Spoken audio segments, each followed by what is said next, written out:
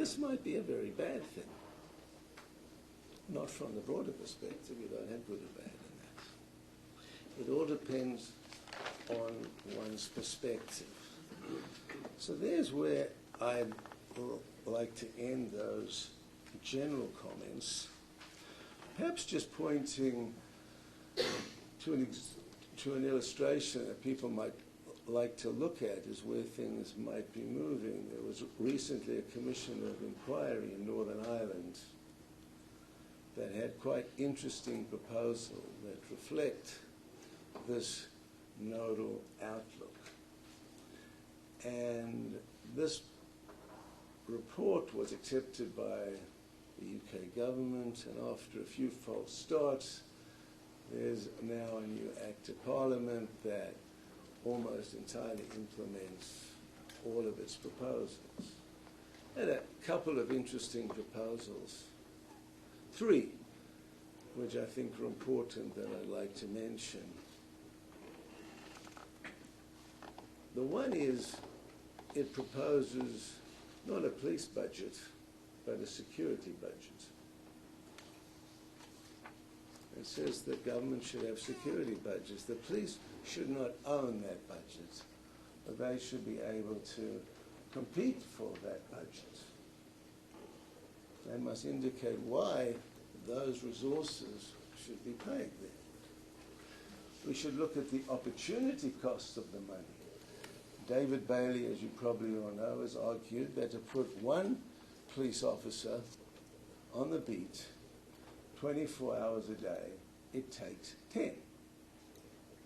So every time someone says, we need another police officer there, take the price of one police officer and multiply it by 10 and add on a few extra things to do with cars, this, that, and the other. Now, if you just say one police officer, you don't think about that. But if you start saying, I wonder what else I could do with $8 million or so to solve this problem. I wonder what other opportunities there are that enable me to deal with this issue. The other thing that the Northern Ireland Commission, the Patent Commission, proposed was that they shouldn't have a police board, which is a UK idea and in a number of other boards. They should have a policing board. They would oversee the nodal network rather than the police. Another interesting idea, changes the mentality, changes how things are happening. A third idea that was interesting, was they challenged the notion, which certainly in Canada and the UK and I think in the US are important, is the notion of police independence. Police should be operationally independent.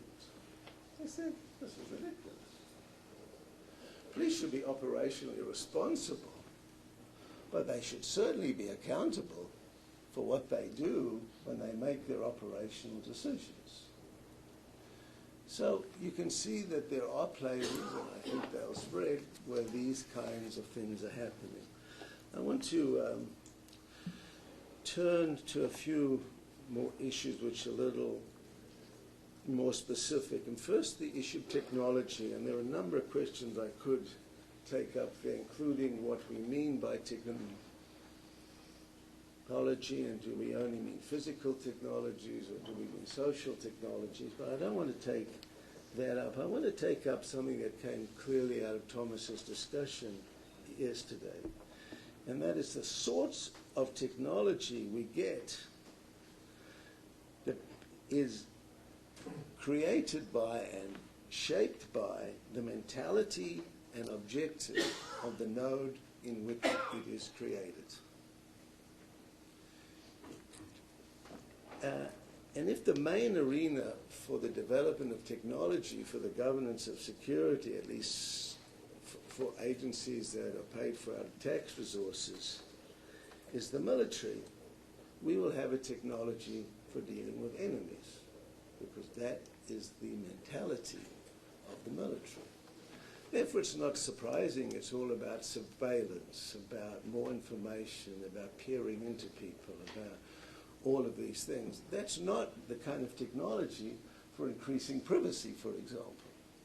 We don't ask those questions. In fact, we become so used to this that we almost equate technologies with invasions. These are not technologies for fellow citizens. These are technologies for dangerous people, for enemies. So we need to think about, as I think Thomas was suggesting, where we locate the development work that will produce our technologies. Military technologies are good for creating greater inequality, not for deepening democracy.